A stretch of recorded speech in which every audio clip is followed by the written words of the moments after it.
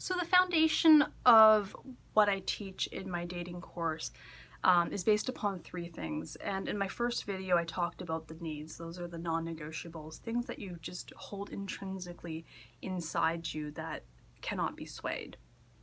The second thing is your wants. And this is the magic. This is what gets your mojo going.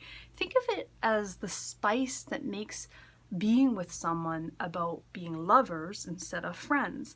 And a lot of these kind of things, we're all attracted to a certain type and we're all attracted to different people.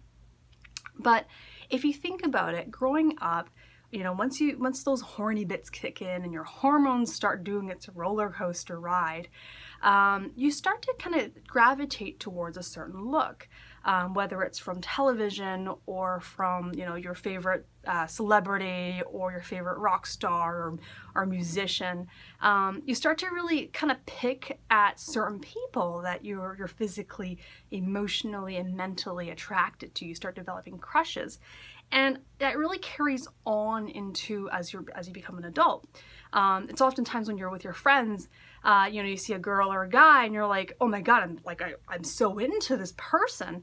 And your friend's like, I don't see that at all. I don't like, your friends, you know, in the same sexual orientation as you is like, I don't see it at all. Like, I'm not attracted to this, who you're attracted to.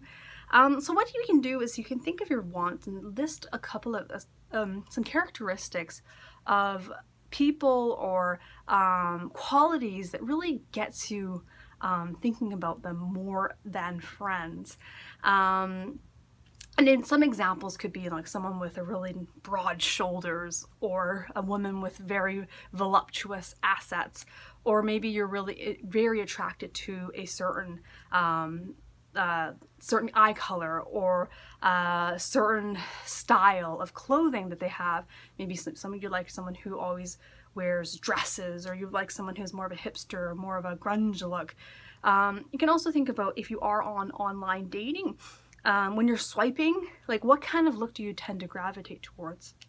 And thinking about your past relationships, do they have it, like usually have a certain look to them? What is it about them that makes you attracted to them?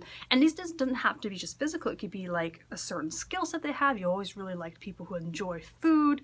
You really love hanging out with people who are creative types and really gets you thinking outside the box. So those are your wants. In the next video, I'll talk about the deserves, which is the hardest category to define.